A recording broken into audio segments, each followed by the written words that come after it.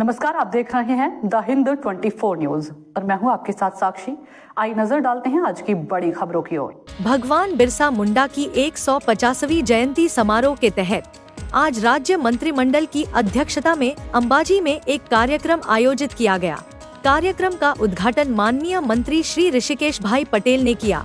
मंत्री महोदय और गणमान्य व्यक्तियों द्वारा दीप प्रज्वलन के बाद छात्रों द्वारा पारंपरिक सांस्कृतिक नृत्य के साथ कार्यक्रम की शुरुआत हुई।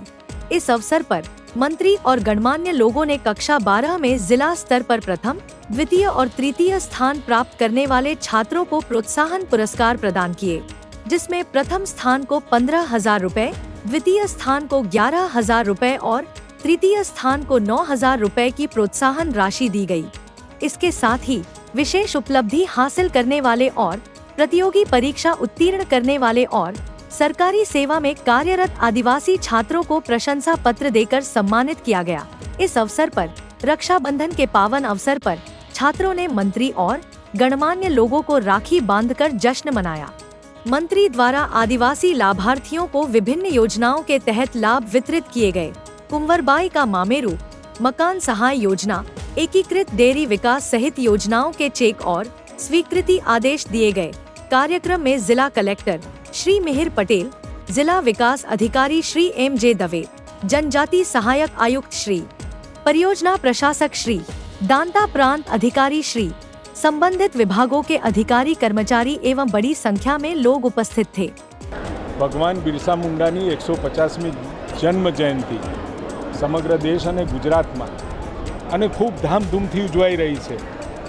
જેમની શહાદત અને સામે એમના અંગ્રેજોના જુલમ સામે સમગ્ર આદિવાસી સમાજને એક કરી અને જે લડત આપી, આજે પણ આદિવાસી સમાજમાં ભગવાન તરીકે એમની કલ્પના થઈ રહી છે। એમને આદિવાસી નાયકોને એક નવો રાહ બતાવ્યો હતો, એટલા માટે એમને યાદ કરી અને જ્યારથી આદરણીય વાજપેયીજીએ આદિજાતિ વિભાગની નવી શરૂઆત કર્યા પછી આદિવાસી સમાજ માટે અનેકવિધ કલ્યાણકારી યોજનાઓ પણ મળતી થઈ છે।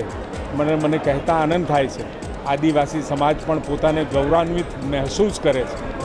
ભગવાન બિરસા મુંડાને યાદ કરી સમગ્ર ભારતભરના આદિવાસી સમાજ માટેના એ ભગવાન તરીકે એમને પોતાના હૃદયમાં સ્થાન આપ્યું છે।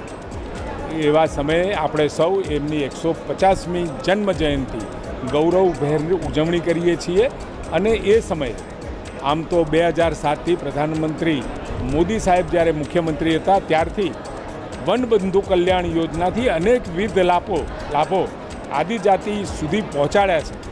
મને હમણાં જ કલેક્ટરશ્રીએ કહ્યું કે 25 કરોડ રૂપિયા ટ્રાઇબલ માટે, ન્યૂ પેટર્ન માટે નવા એમને ફાળવ્યા છે અને એ નવી વિકાસની ક્ષિતિજો તરફ પાલનપુર મુકામે 25 કરોડ ટ્રાઇબલમાંથી એના વિકાસ માટે જ્યારે મળવાના હોય ત્યારે તમામ ખેલથી સરહદ સુધી જ્યારે આદિવાસી સમાજનો દીકરો ઊભો રહેતો હોય ત્યારે મને કહેતા આનંદ થાય છે કે હવે આદિવાસીઓ પ્રકૃતિને બચાવવાનું કામ કર્યું, પોતાના કસ્ટમ્સને બચાવવાનું કામ કર્યું અને હવે ભવિષ્યની અંદર દેશ બનાવવાના કામમાં પણ આદિવાસી સમાજ જોડાવાનો છે, નિશ્ચિત બાબત છે।